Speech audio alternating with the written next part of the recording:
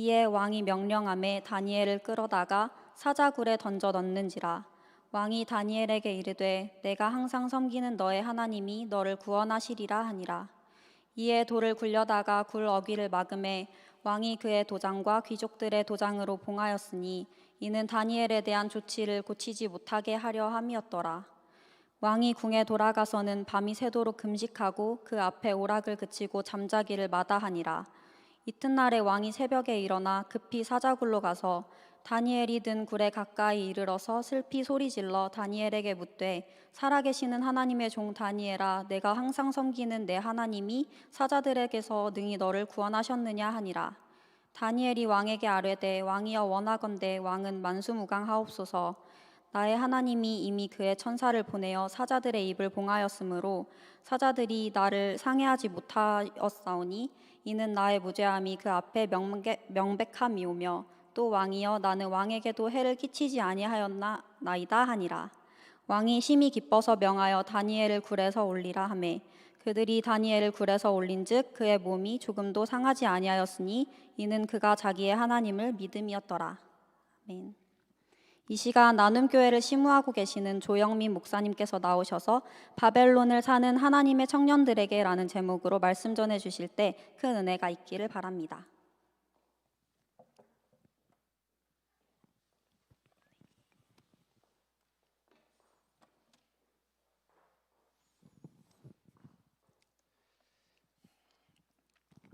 네, 이 시간 우리 하나님의 귀한 청년들에게 말씀을 나눌 수 있게 된 나눔교회 조영민 목사입니다.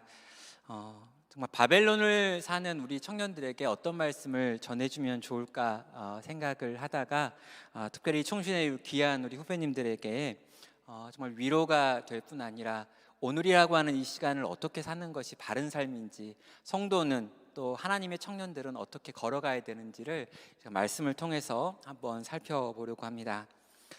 다니엘서 말씀을 제가 선택을 했고요. 다니엘이라고 하는 인물을 좀 살펴볼 텐데 다니엘 전체를 보고 싶은 마음이 많지만 이 시간을 통해서 6장에 있는 특별히 여러분이 다 알고 있다고 생각하는 이 다니엘이 사자굴에 들어갔다가 살아나온 이야기를 좀 같이 나누려고 합니다. 우리 백석대 역사신학 교수인 장동민 교수님은요, 2019년도 5월에 포스트 크리스텐덤 시대의 한국 기독교라고 하는 책을 썼습니다. 그리고 이 책을 통해서 한국 사회가 급변하고 있고 기독교를 바라보는 시선이 대단히 달라지고 있다라고 하는 이야기를 하죠. 이 정 교수가 말하는 포스트 크리스텐덤이라고 하는 요 표현을 좀 이해를 하려면 먼저 크리스텐덤이라는 표현을 이해할 필요가 있습니다. 아주 간단하게 설명을 하면은요, 기독교 세계를 의미하고 기독교 왕국을 의미하는 단어가 이 크리스텐덤이라고 하는 단어입니다. 기독교라는 신앙이 법과 정치, 사회적 이념과 관습, 문화를 지배할 때 우리는 크리스텐덤이라고 하는 표현을 씁니다. 기독교가 국가의 모든 것들을 좌지우지하고 있는 상태, 이게 크리스텐덤의 상태이지요. 대표적인 것이 구약에 있는 이스라엘의 모습입니다. 이스라엘은 재정일치 사회였죠. 왕이 있지만 왕보다 더 중요한 제사장이 있고요, 선지자가 있었습니다. 하나님께서 이스라엘의 왕이시다라고 하는 생각이 있었기 때문에 이 율법이라고 하는 것은 법 위에 법이었죠. 종교와 권력이 하나가 되어 혼연일체된 모습이었던 것입니다. 또 우리가 알고 있는 유럽의 중세의 모습도 비슷하지요. 교황과 왕, 종교 권력과 세속 권력이 절대 분리될 수 없는 상호 보완적인 관계였습니다. 이런 사회에서 기독교적인 가치는 곧 정치 철학이 되는 것이었죠. 그런데 이 크리스텐덤이라고 하는 기독교 왕국 사상은요, 초기 한국 교회에서도 나타났습니다. 선교사님들이 한국에 들어오시면서 이 한국 땅을 그런 나라로 만들고 싶다라고 하는 열망이 있었고요, 하나님의 복음을 가지고 이 말씀을 가지고 이 한국이라고 하는 이 세속 권력이 있는 이 나라가 하나님의 권력에 복종되는 그런 나라가 되기를 원한다라는 마음이 있었던 것입니다. 그리고 한국 교회는 적극적으로 그런 부분들에 힘을 썼죠. 자, 그런 사고가 무너지기 시작한 것이 1990년대부터입니다. 그리고 지금은 일부를 제외하고 대부분의 사람들은 이 크리스텐덤을 인정하지 않지요. 자, 저는요, 이 책을 읽으면서 이 설마라고 하는 생각을 했습니다.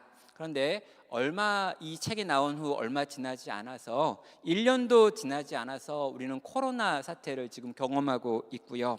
이 코로나 사태를 반응하는 이 기독교의 대응 방식을 보게 됩니다. 그리고 이러한 기독교의 대응 방식을 바라보는 세상의 시선이 얼마나 차갑은가라고 하는 걸요, 지금 경험하고 있지요. 기독교 왕국 시대가 지났습니다. 그리고 기독교의 가치를 아무도 인정하지 않는, 대부분의 사람들이 인정하지 않는 시간들을 저희는 보내고 있습니다. 성경이 뭐라고 말하는지에 세상은 관심이 없습니다. 종교적인 표현들이 더 이상 세상에 아무런 영향력도 미칠 수 없는 시간들을 보고 있지요.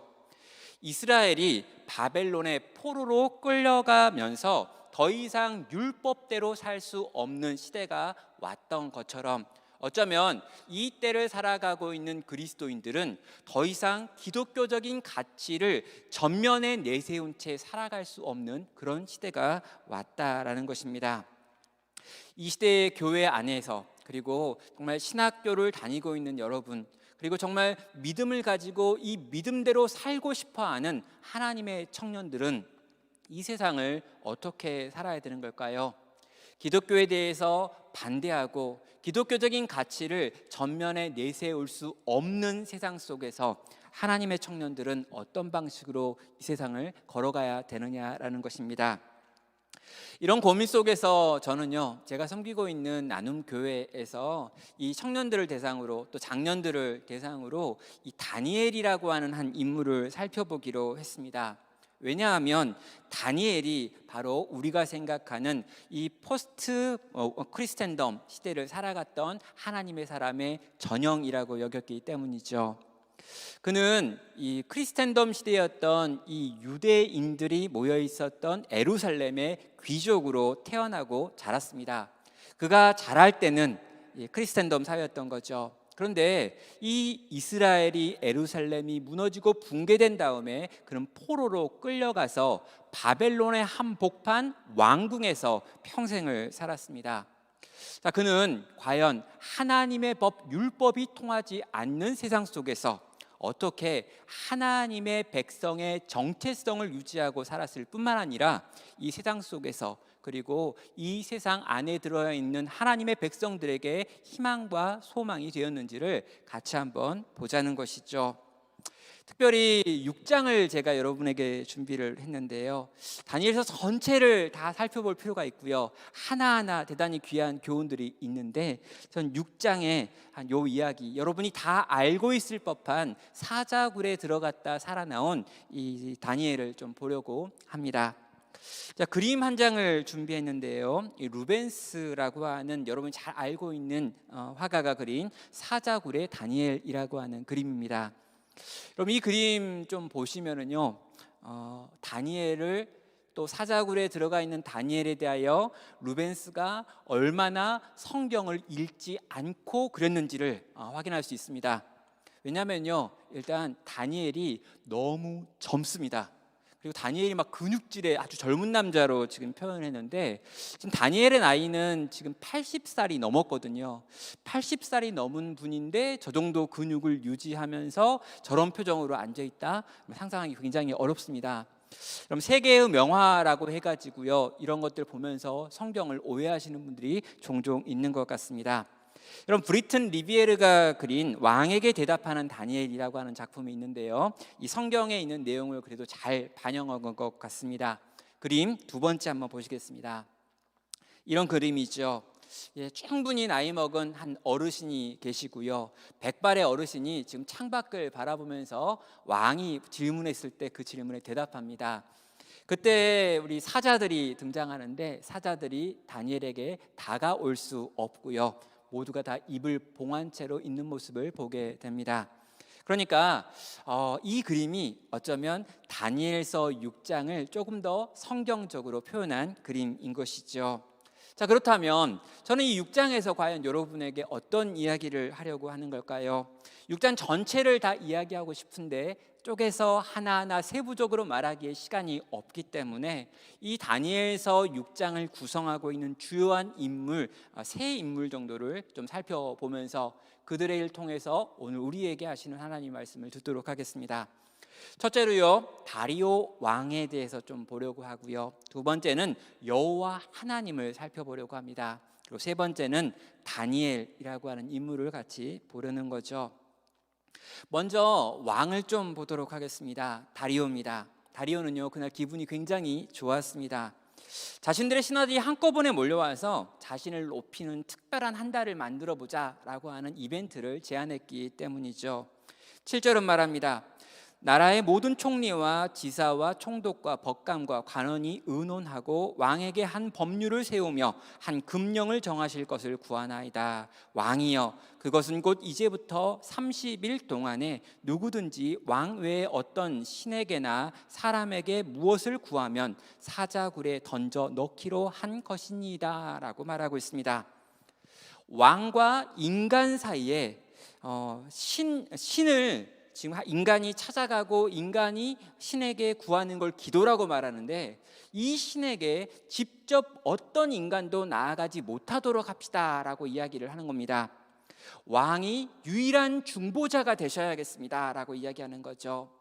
한 달 동안은 그 어떤 사람도 왕을 통과하지 않고 그들의 신에게 기도하지 못하도록 하는 법을 만들고 배포하고, 만약에 그 명령을 어기는 자들을 사자굴에 집어 던지는 그런 금령을 내리는 것 어떻습니까? 라고 제안을 한 것입니다.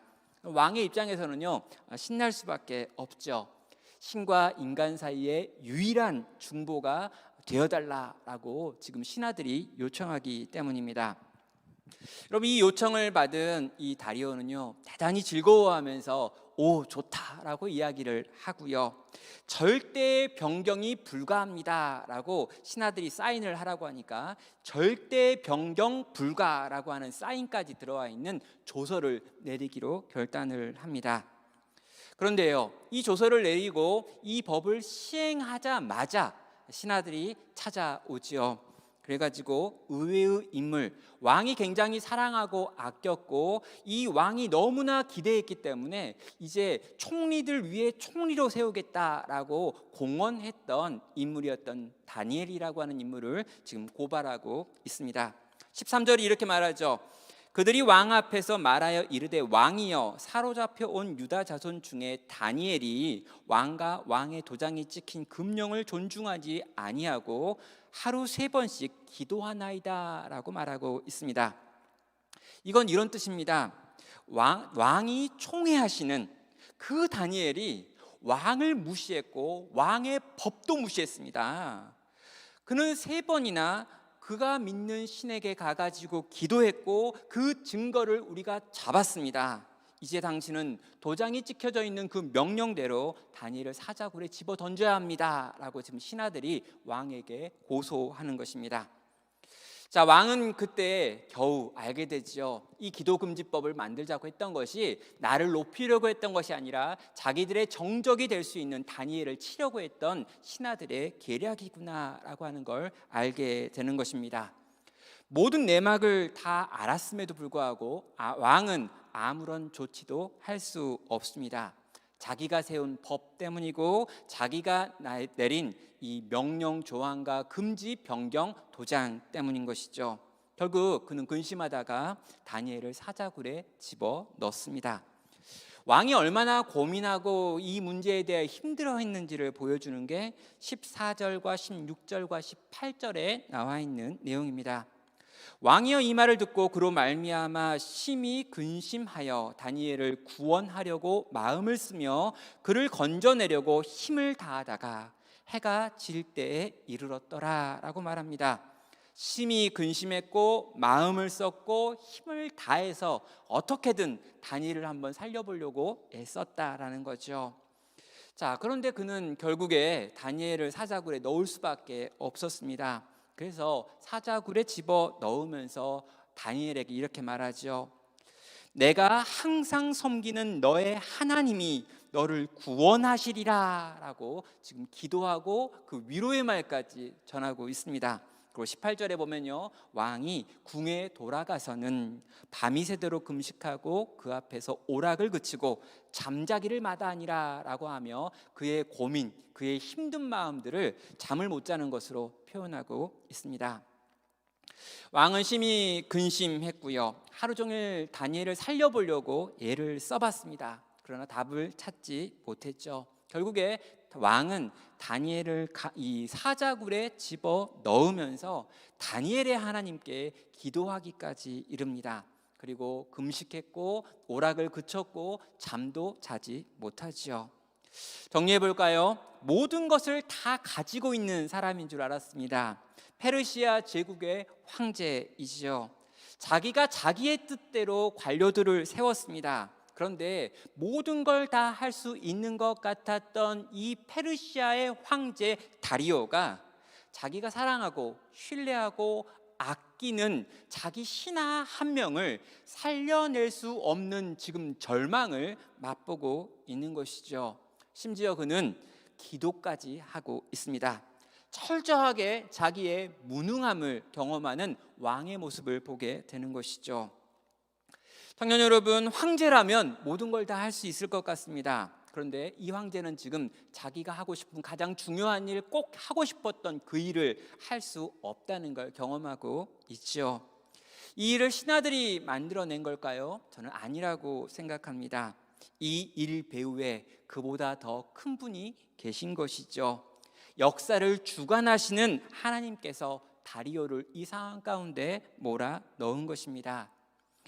너는 신과 인간 사이의 유일한 중보가 될 수 없다라고 하는 것을 이 사건을 통해서 다리오에게 확인시키고 있는 거지요. 너는 나에게 도움을 구할 수밖에 없는 존재다. 너는 네가 가장 사랑하는 그 인간 하나를 건져낼 수 있는 힘도 능력도 갖고 있지 못한다라고 하는 것을 우리 하나님께서 지금 이 모든 사건을 통해서 다리오에게 가르치고 있는 것입니다. 청년 여러분, 이 세상에서 높이 올라가면 정말 행복할 수 있을까요? 모든 걸 다 가질 만큼 돈이 많으면 우린 행복할까요? 권력을 소유하면 우린 진짜 행복에 이를 수 있는 걸까요? 최근에 저는요, 한국에서 가장 돈이 많았던 한 분이 죽어가는 과정을 통해서 돈이 우리를 행복하게 할 수 없다라고 하는 걸 확인했습니다. 또 한국에서 가장 권력이 강했던 대통령이 또다시 감옥에 들어가는 이야기를 보면서 역시나 돈과 권력이 우리를 참으로 행복하게 만들지 못한다라는 걸 확인할 수 있었죠. 여러분, 미국의 신학자인 피터 리브스라고 하는 분이요, 돈으로 살 수 없는 19가지라고 하는 리스트를 그려서 남긴 적이 있습니다. 모두 다 살펴볼 수는 없는데요, 몇 가지만 보면요, 돈으로 사람은 살 수 있으나 그 사람의 마음은 살 수 없다. 돈으로 집은 살 수 있으나 가정은 살 수 없다. 돈으로 좋은 침대는 살 수 있으나 달콤한 잠은 살 수 없다. 돈으로 시계는 살 수 있어도 흐르는 시간은 살 수 없다라고 말합니다. 그리고 마지막 19번째 이렇게 말하죠. 돈은 인간에게 꼭 필요한 것이다. 그러나 돈만 가지고 인생에서 가장 가치 있고 진정으로 만족스러운 것을 살 수는 없다. 사랑하는 청년 여러분, 돈은 답이 될 수 없고 권력도 답이 될 수 없습니다. 하나님은 다리오도 사랑하셨지요. 그래서 이 다리오로 하여금 절대의 절망을 경험하게 만들었습니다. 답을 해결할 능력이 네 안에 없다라고 하는 걸 가르치셨죠. 그래서 다리오는요, 그 모든 상황에서 하나님께 나아갔고 그에게 기도했고 그 기도의 응답으로 그 다리오가 기도한 대로 다니엘이 사자굴에서 살아나오는 것을 경험하게 된 것입니다. 사랑하는 청년 여러분, 우리의 한계를 이 모든 상황 속에서 경험하시기를 바랍니다. 우리의 머리나 우리의 능력이나 우리의 젊음이라고 하는 것, 이전에 우리가 믿고 신뢰했던 그것이 우리를 지키고 돌볼 수 없다라고 하는 것을 이 코로나라고 하는 시기를 통과하면서 우리는 배워야 합니다. 이전에 우리가 기댔던 것들, 이전에 우리가 거기라면 안전하다라고 생각했던 그 모든 것들이 우리를 지켜줄 수 없다는 걸 지금 우리는 확인하고 있습니다. 저는 이 땅의 교회도 마찬가지라고 생각해요. 한국 교회가 자랑했던 그 많은 것들이 한순간에 무너지는 것들을 경험하고 있습니다. 우린 여기서 절망해야죠. 우린 여기서 아파해야 합니다. 그리고 내 힘과 내 능력과 우리가 신뢰했던 눈에 보이는 것들이 우리를 지킬 수 없다는 걸 배워야죠.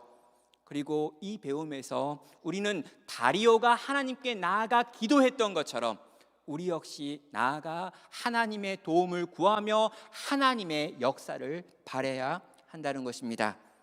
하나님께 나아가 기도하는 총신 되길 바랍니다. 그분의 은혜와 그분의 자비와 그분의 역사를 구하는 우리 귀한 하나님의 청년들 되기를 주님의 이름으로 축원합니다. 두 번째로 우리가 배워야 할 것은요, 사자굴에 내려가 당신의 백성을 건지시는 우리 하나님을 배워야 합니다.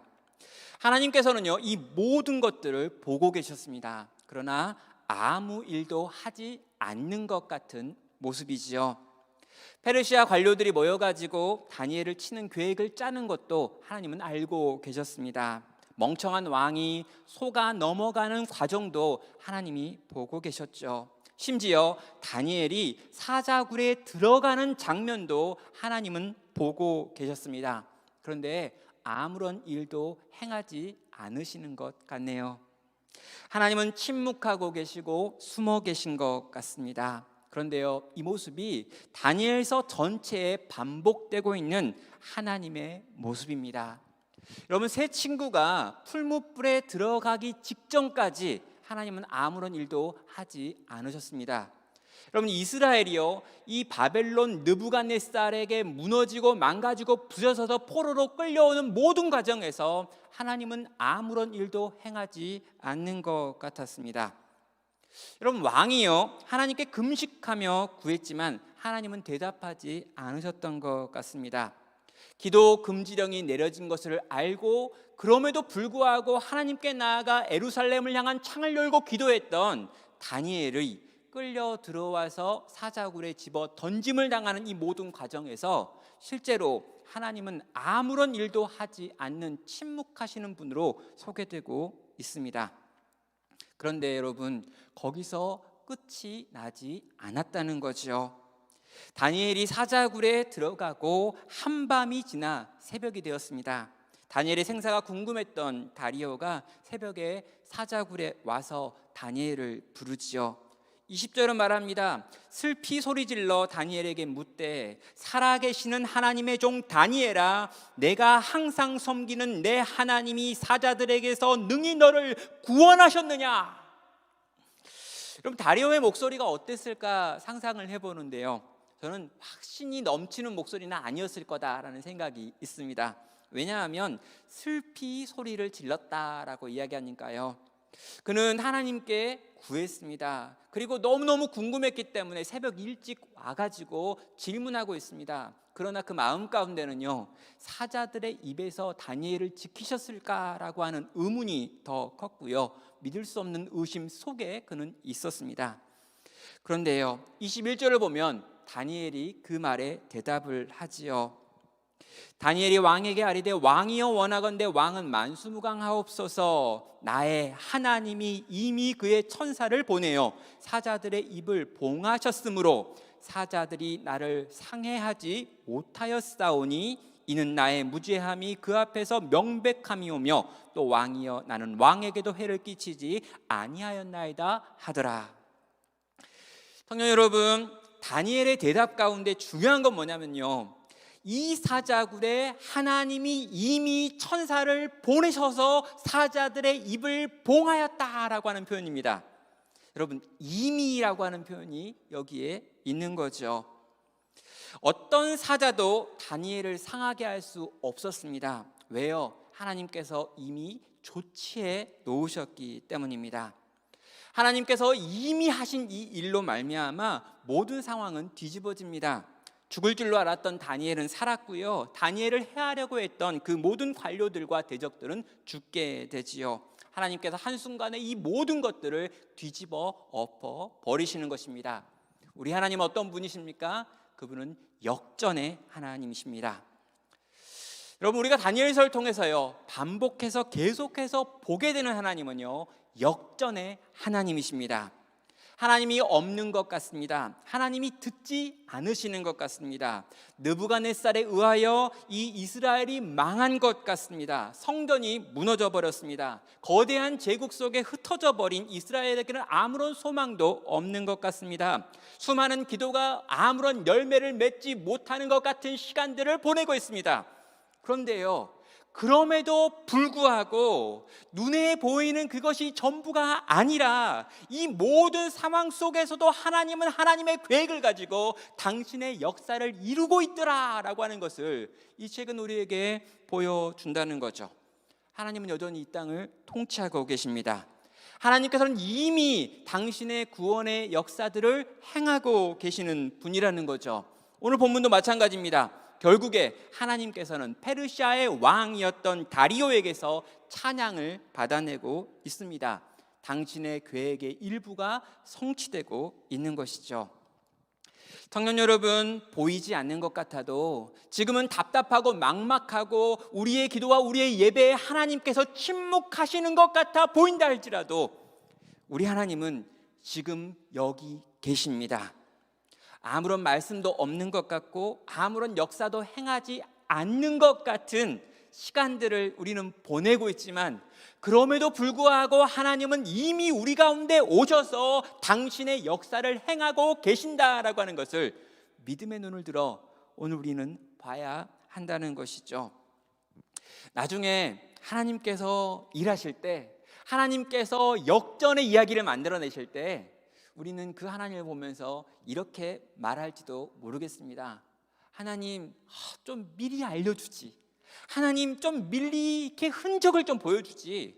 하나님이 지금 일하고 계신다는 그 흔적을 조금만 보여줬어도 그렇게 하나님을 원망하진 않았을 텐데, 그렇게 하나님을 욕하진 않았을 텐데, 대놓고 욕은 안 했지만 내 마음 가운데 끊임없이 당신을 향해 원망을 하고 당신을 향해 이 서운한 마음을 표현했는데, 조금만 흔적을 보여줬다면 내가 그 정도까지 하나님한테 막 이렇게 소리 지르고 욕하고 뒤에서 삐진 거 표 안 냈을 텐데, 하나님 왜 그렇게 침묵하셨고 왜 이렇게 안 보여주셨냐라고 하면서 하나님께 우리의 서운한 마음을 표현하게 될 것 같습니다. 여러분, 우리의 인생을 살면서 꼭 기억하셔야 될 것들이 있습니다. 하나님은 이미 우리 가운데 들어와 계시다는 거예요. 이미 구원의 역사를 행하고 계신다는 것입니다. 이미 나를 향한 계획을 가지신 그분께서 내 인생 속에 들어오셔서 당신의 일들을 행하고 계시는 분, 그분이 바로 우리가 믿고 있는 바로 그 하나님이라는 거죠. 여러분, 그래서요, 우리는 어떻게 해야 합니까? 이미 우리 가운데 들어와 일하고 계시는 하나님을 신뢰함으로 오늘 우리가 걸어야 될 그 길을 걸어가야 하는 거죠. 그럼 다니엘이요, 어디서 이미 우리 안에서 행하고 계시는 여호와 하나님을 만났을까요? 그는 사자굴 안에서 이미 들어와 일하시는 하나님을 만난 겁니다. 여러분, 사자굴에 들어가기 전에는 못 만났습니다. 하나님의 뜻에 순종해서 사자의 굴 안에 들어가기 전까지는 역전의 하나님을 만날 수 없었다는 거예요. 동일하게요, 이 역전의 하나님을 만나기 원하신다면, 사랑하는 청년 여러분, 진짜 그 하나님을 만나기 원한다면요, 우리는 어떻게 해야 할까요? 이 역전의 하나님께서 이미 일하고 계시는 그 사자굴 안으로 믿음으로 담대히 걸어 들어가야 한다는 것입니다. 우리 귀한 총실의 청년들이, 귀한 우리 하나님의 청년들이 오늘 하나님께서 내게 주시는 말씀에 순종해서 어찌 보면 사자들이 모여있는 굴, 나로 하여금 죽을 수밖에 없겠다라고 생각되는 바로 그 자리에 믿음으로 발걸음을 옮기실 수 있기를 주님의 이름으로 축원합니다.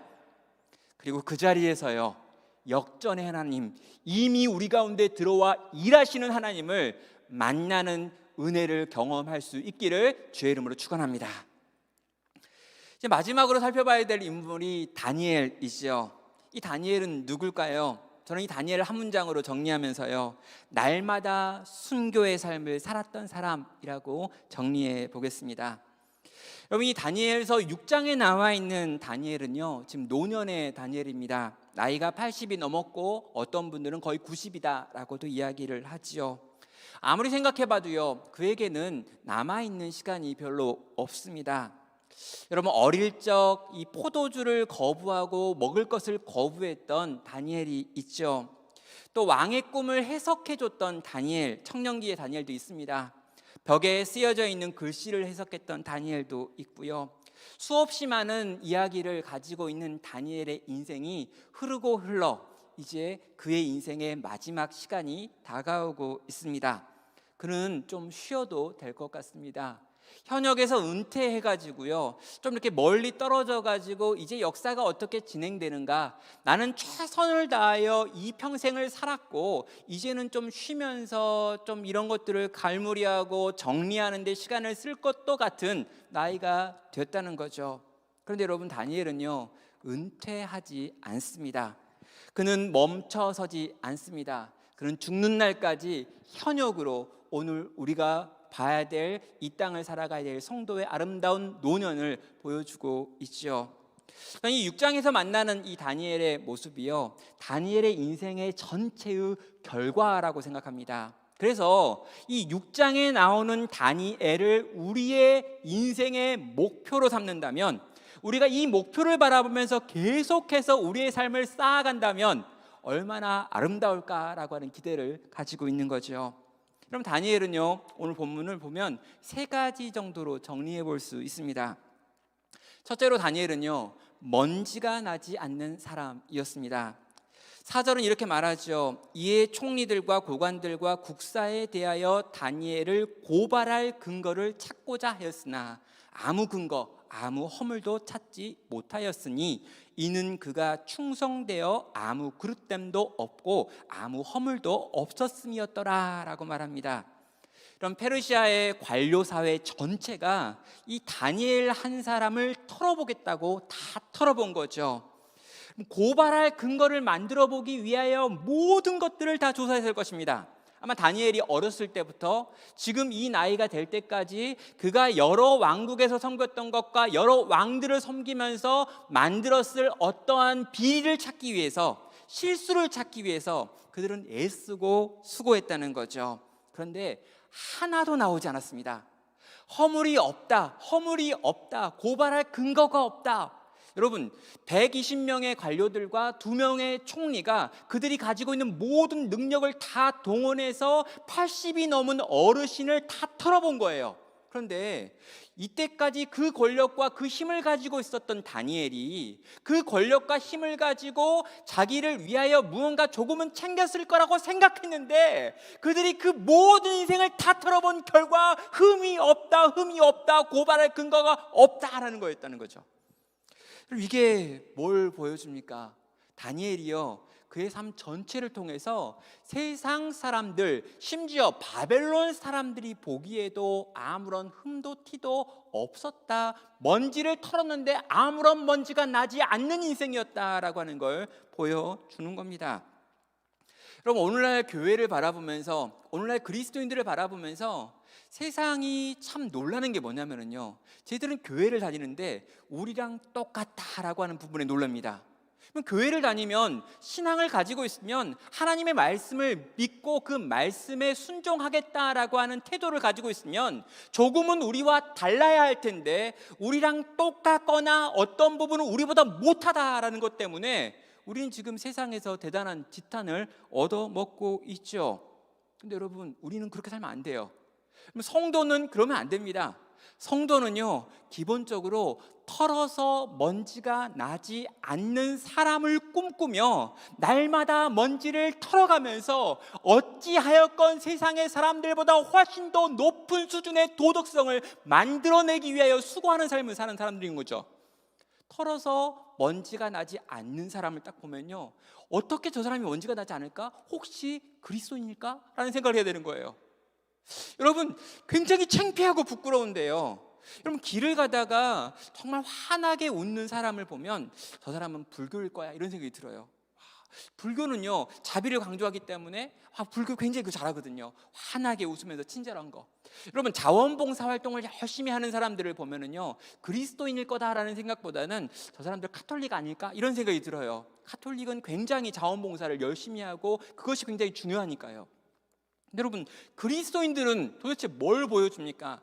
그리스도인들은 세상 사람들 속에서 과연 어떤 모습으로 보여주고 있습니까?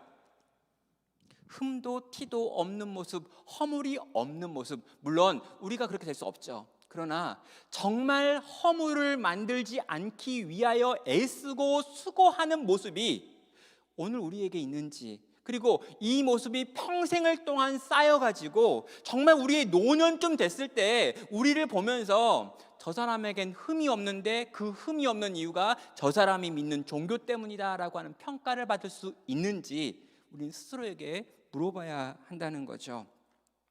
여기 나와 있는 이 다니엘을 묘사하는 표현 중에 하나가 이 충성이라는 표현이 있습니다. 그가 충성되어서, 그가 충성되기 때문에 이러이러한 허물이 없었다라고 평가를 하죠.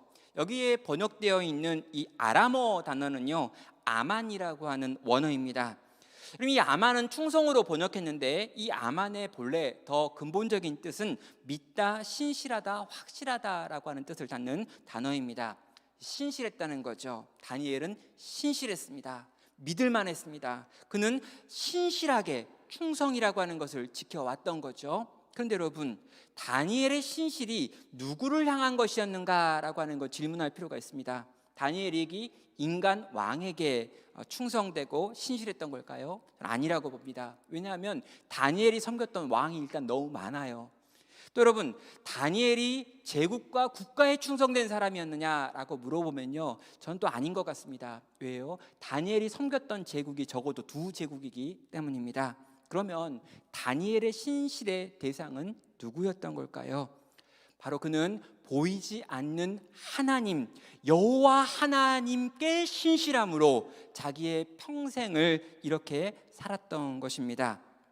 여호와 하나님의 불꽃 같은 눈 앞에서 흠 없기를, 티 없기를, 죄 없기를 선택하며 인생의 무게를 달아보시는 하나님 앞에 자기 인생의 무게가 가벼워지지 않기를 원하는 마음으로 평생을 쌓아왔기 때문에 그는 지금 이 무거운 인생으로 하나님과 세상 앞에 드러나게 됐다는 것입니다. 청년 여러분, 신앙 외에 세상이 우리를 책잡지 못하게 하십시오.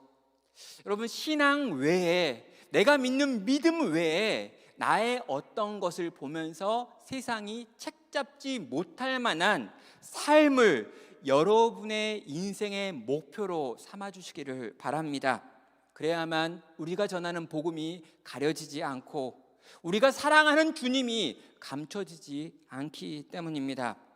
하나님 앞에, 하나님의 불꽃 같은 눈 앞에 나 자신을 보고 그 기준으로 내 삶을 변화시키기 위하여 오늘이라고 하는 이 시간부터 차근차근 준비하고 애쓰고 수고하시길 바랍니다. 그래서 여러분, 우리가 정말 노년이 되었을 때, 정말 나이가 많이 먹었을 때, 지금 오늘날 기독교를 믿는 노년들이 보이는 그러한 주태를 보이지 않을 수 있는 그런 하나님의 사람들로 자라가시기를, 그런 하나님의 사람으로 여러분의 인생이 쌓여져 가시기를 주님의 이름으로 축원합니다. 둘째로요, 다니엘은요 날마다 순교하는 사람이었습니다. 10절은 이렇게 말합니다. 다니엘이 조서에 왕의 도장이 찍힌 것을 알고도 자기 집에 돌아가서는 윗방에 올라가 예루살렘으로 향한 창문을 열고 전에 하던 대로 하루 3번씩 무릎을 꿇고 기도하며 그의 하나님께 감사하였더라라고 말합니다.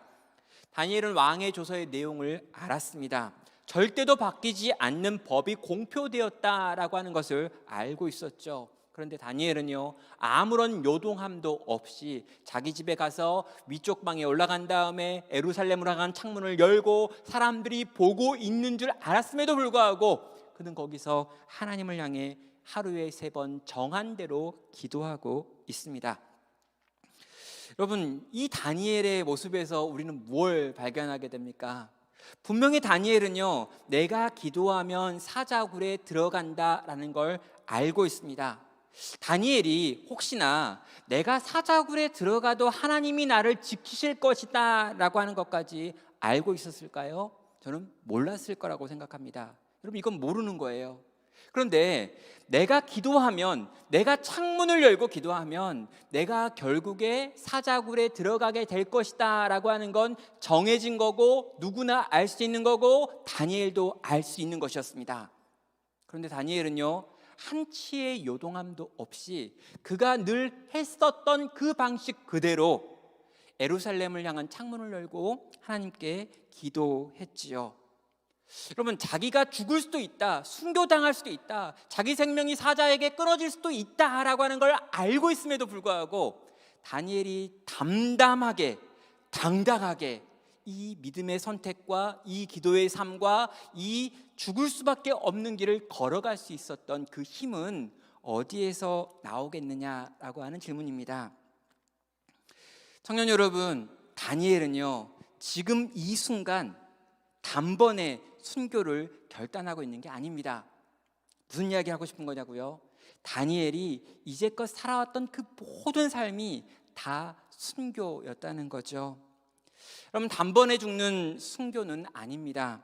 그러나 그 단번에 죽는 순교를 조각조각 쪼개가지고 완전히 미분해가지고 다니엘은 그의 인생 전체를 통해서 하루하루 순교하는 삶을 살아왔던 것입니다. 여러분, 단번에 순교가 가능한 사람은 바로 이런 사람인 거예요.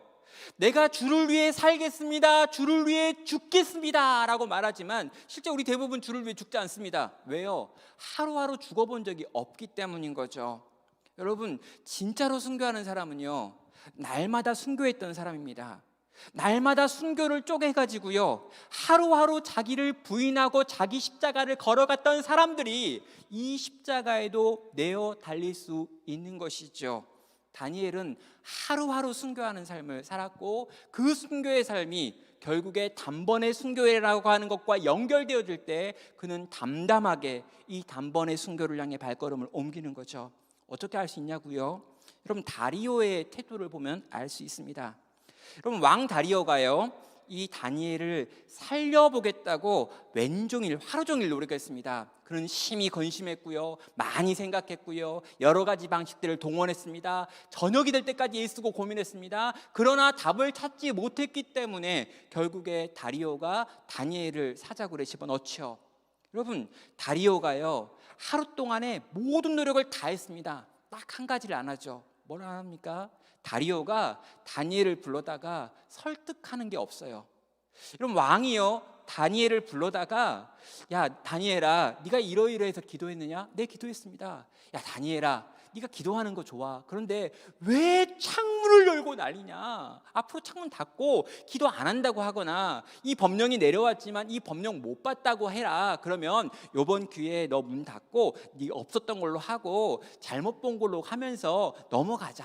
이렇게 하면 어때요? 그럼 이게 제일 쉬운 방법 아닙니까? 그럼 느부갓네살이요, 이 세 친구를 불러다가 했던 말이 그거예요. 너네가 그냥 한 번 한 건 실수라고 인정해 줄 테니까 다시 하지 않겠다고 말하고 딱 한 번만 내 금신상에 절하면 용서해 줄게 라고 이야기했잖아요. 그런데 다리오는요, 다니엘을 설득하지 않습니다. 왜일까요? 모든 노력을 다 했는데 다니엘을 설득하는 가장 쉬워 보이는 일을 안 해요. 이유는 뭐냐면요, 다리오도 아는 거예요. 다니엘을 설득할 수 없다는 것을. 와, 여러분, 이거 얼마나 놀라운 믿음입니까? 왕이 내가 다니엘을 굳이 불러다가 이 다니엘을 설득하려고 노력해 본다 한들 다니엘이 결코 설득될 수 없는 사람이다 라고 하는 걸 다리오가 알아요. 이방 왕이 알아요. 이방 다른 신을 섬기고 있는 이방 왕조차도 다니엘의 믿음을 꺾을 수 없고 다니엘이 하는 믿음의 선택을 옮길 수 없다는 걸 정확하게 알게 만들 정도로 다니엘의 하루하루의 삶은 미분된 순교의 삶이었다는 것입니다. 청년 여러분, 단번에 죽는 거 바라지 마세요. 단번에 순교할 수 있다, 순교하겠다. 앞으로 찬양할 때요, 내 생명 주님께 드리리, 요걸로 끝나는 요 찬양 가능하면 좀 부르지 말고요, 한번 부르려고 할 때 앞에서 인도자는 그렇게 불러도 여러분은 내 생명까지만 한 다음에 그 뒤에 있는 고백을 하지 마세요. 왜냐하면 이거 굉장히 어려운 고백이고 너무 쉽게 하면 안 되는 고백이거든요. 그런데 여러분, 내 생명 주님께 드리리라고 하는 이 고백을 한다면요, 날마다 여러분의 삶 속에서 미분된 순교의 하루하루를 살아가세요. 여러분, 이게 뭘까요? 자기를 부인하는 거죠. 자기 십자가를 지는 거죠. 여러분의 시간과 여러분의 물질과 여러분의 관심과 여러분이 만나는 사람들과 여러분이 허비하고 여러분이 수고해야 될 여러 가지 영역들 속에서 우리 주님이 기뻐하시는 뜻이 내 좋은 것이나 즐거운 것이나 행복해지는 것들보다 더 우선이 되어지는 삶의 방식을 날마다 선택했다는 거예요. 여러분, 미분된 순교는요, 어려운 게 아니에요. 여러분의 삶 속에서 날마다 하나님의 뜻을 보고 그 뜻과 계획을 위하여 내가 지금 생각하고 있는, 어쩌면 나에게 더 유익해 보이는 것들을 내어놓을 때마다 우리는 지금 순교하고 있는 거죠. 여러분, 우리는 우리의 생명을 주님께 드린다고 하는데요, 여러분, 생명이 뭐냐면 시간이에요. 그러면요, 우리의 시간을 하나님께 드리는 게 우리의 생명을 드리는 순교죠. 과연 여러분은 여러분의 시간들을 어떻게 쓰고 있습니까? 그 시간이 과연 우리 하나님께 드려지는 생명으로 쓰고 있는 건가요? 아니면 썩어져 없어질 것들을 위하여 대부분 쓰여지고 나뉘어지고 있는 걸까요? 날마다 쪼개어진 순교의 선택과 삶을 살아낼 수 있는 귀한 하나님의 청년들 되시기를 주님의 이름으로 축원합니다. 이제 마지막으로 다니엘의 모습인데요, 오직 하나님께 영광을 돌리는 사람, 이게 다니엘의 모습입니다. 여러분, 22절에서 다니엘이 왕에게 하는 말인데요, 여러분 6장 전체에서 다니엘은 한마디 말도 안 합니다. 여러분, 막 이렇게 사자 굴에 끌려 들어갈 때 막 이렇게 항의를 하거나, 아니면 이런 법조항이 만들어졌을 때 이런 법조항은 잘못된 겁니다 라고 말하거나, 아무튼 말이 없어요. 다니엘은 아무런 말도 하지 않는데 딱 한 번 말하는 게 22절에 나와 있는 요 말입니다. 나의 하나님이 이미 그의 천사를 보내어 사자의 입을 봉하셨으므로 사자들이 나를 상해하지 못하였사오니 라고 하는 표현이 다니엘이 입을 열어 하고 있는 말이죠. 사자굴에서 울려 퍼지는 다니엘의 이 목소리 속에서 누가 드러나고 누가 나타나고 있을까요? 하나님이 이미 나를 구원하시기 위하여 사자들의 입을 봉하였습니다 라고는 외치고 있습니다. 여러분, 다니엘도요, 자기를 드러낼 수 있잖아요. 여러분, 사자굴에 들어가가지고 사자들과 함께 잤는데 유일하게 죽지 않은 사람 자기예요. 자기를 좀 자랑하고 내가 얼마나 깨끗한지, 내가 얼마나 무죄한 자였는지를 증명하고 드러내고 싶은 마음이 다니엘에게도 있을 수 있어요. 그런데 다니엘은요, 입을 열어 처음으로 이렇게 외치고 있습니다. 나의 하나님이 이미 나를 구원하시려고 천사들을 보내 사자들의 입을 봉하였습니다. 구원은 하나님께 속한 것이고 하나님께서 당신의 기도를 받으시고 이미 우리 가운데 일하셨습니다 라고 하는 고백을 하고 있는 것입니다. 사랑하는 청년 여러분, 시간이 지나면 지날수록이요, 세월이 흘러가면 흘러갈수록이요, 우리는 어떤 사람이 돼야 되는 걸까요? 우리가 나이를 많이 먹고요, 정말 신실하게 하루하루를 쪼개어 하나님께 내어드리는 순교의 삶을 살면, 정말 털어도 먼지 하나 나지 않을 만한 그런 사람이 되면, 그때쯤에 우리는 어떻게 우리 자신에 대해서 또 하나님에 대해서 주변에 있는 사람들에게 들려주고 보여줘야 될까요? 신앙이 깊어지면 깊어질수록요, 우리는 우리를 통해서 우리 하나님을 드러내고 증명하고 보여주고 그분을 나타내야 합니다. 여러분, 세상과 나는 간 곳 없고 구속한 우리 주님만 보이는 것처럼 나를 통해서 우리 주님만 드러나고 보여지는 삶을 살아야지요. 저는 예전에 제가 가르쳤던 한 청년이요, 저에게 이렇게 질문을 한 적이 있습니다. 목사님은 나중에 어떤 분으로 기억되기 원하십니까? 라고 하는 질문이었죠. 저는 그 질문을 듣고요, 제가 오랫동안 준비했던 대답을 했습니다. 나는 있잖아 아무런 뭐 수식 없이 그냥 좋은 목사라고 기억되면 좋겠어 라고 이야기했어요. 그랬더니 이 청년이 되게 저를 존경하는 눈으로 이렇게 보면서 그렇구나, 우리 목사님은 좋은 목사 정도면 괜찮은 분이구나 라고 생각하며 가는 것 같았습니다. 그러면 말씀이 탁월하고 막 훌륭하고 위대하고 정말 지적 능력이 좋고 잘생기고 이런 다 표현 필요 없고요, 그냥 좋은 목사였으면 좋겠어요. 그냥. 그런데 제가 이렇게 좋은 목사가 되기를 원하고 그런 마음을 가지고 있었는데요, 제가 좋아하는 한 후배 목사가 있는데요, 이 후배 목사도 동일하게 청년들을 섬겼는데 청년들이 그런 질문 자주 하나 봐요. 목사님은 나중에 어떻게 기억되기 원하시냐 이렇게 물어봤대요. 근데 이 후배 목사가 그 청년의 질문을 받고 했던 대답이 있어요. 근데 그 대답이 너무 멋있어가지고요, 제가 그 이제 후배 목사한테 야, 그 대답 너무 멋있다, 네가 한 건 맞는데 나도 앞으로 누가 물어보면 그렇게 대답할게, 이거에 대해서 저작권은 없는 걸로 하자라고 제가 그 후배한테 강요해가지고 가지고 왔습니다. 여러분, 그 후배 목사가 했던 대답은 뭐였냐면요, 그 청년을 바라보면서 나는 기억되고 싶지 않아, 오직 내가 전했던 예수님만 기억되기 원해. 와, 그 대답이요 너무 멋있었어요. 그래서 저도 이제 누가 널 물어보면요, 날 기억하려고 하지 마, 나는 기억되고 싶지 않아, 오직 내가 전했던 예수님만, 내가 전했던 말씀만 기억되면 좋겠어. 여러분, 열심히 살면은요 내 안에 의가 쌓입니다. 털어서 먼지 안 날 만한 삶을 살려면요 너무 열심히 살았거든요. 날마다 미분된 순교의 삶을 살면요 너무 열심히 살아서 나중에 많이 살고 난 다음에 뒤에 보면요 내가 이런 사람이고, 내가 이런 일을 했고, 내가 이런 걸 만들어냈고, 내가 이런 수고를 했고, 이런 허비를 했다라고 하는 자랑이 가득한 인생이 될 가능성이 큽니다. 그런데요, 그러면 다 틀린 거예요. 꽝인 거란 말입니다. 그래서 어떻게 해야 된다고요?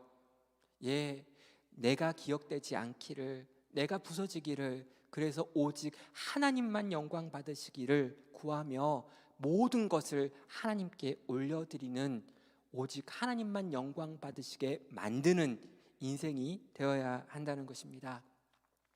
사랑하는 청년 여러분, 우리가 누구입니까? 보배를 담은 질그릇입니다. 여러분, 질그릇이 보배를 담고 있는데요, 질그릇 그대로 남아있으면 보배는 드러나지 않습니다. 그래서 이 질그릇은 반드시 깨지고 부서져야 되는 거죠. 그리고 그렇게 우리가 깨지고 우리가 부서질 때 그 안에 담겨 있는 그리스도가, 여호와 하나님이 찬란하게 빛나게 되는 것입니다. 그리고요, 이렇게 하나님의 사람이 마지막에 하나님의 영광을 드러내며 자기가 낮아질 때 이 바벨론, 이 페르시아의 왕 다리오가 이 드러난 여호와 하나님을 바라보며 찬양하는 것으로 나아가는 것이 오늘 본문의 마지막 장면이 되는 거죠. 사랑하는 청년 여러분, 내가 사라져야 내가 가리고 있던 우리 주님이 드러납니다. 질그릇이 깨어져야 보화가 보입니다. 우리네 삶이 그렇게 주를 위해 멋지게 살아드리다가 그리고 그렇게 아름답게 사라질 수 있는 그런 인생 되기를 주님의 이름으로 축원합니다. 우리 청신에 있는 귀한 하나님의 청년들이 이 말씀을 받고 이 말씀을 가지고 하나님과 더불어 평생을 살아내기를 소원하게 되는 우리 귀한 청년들이 우리 인생이 끝나는 무렵에 이 다니엘의 모습을 보이고 다니엘의 고백을 올려드릴 수 있는 귀하고 복된 청년 되기를 주님의 이름으로 축원합니다.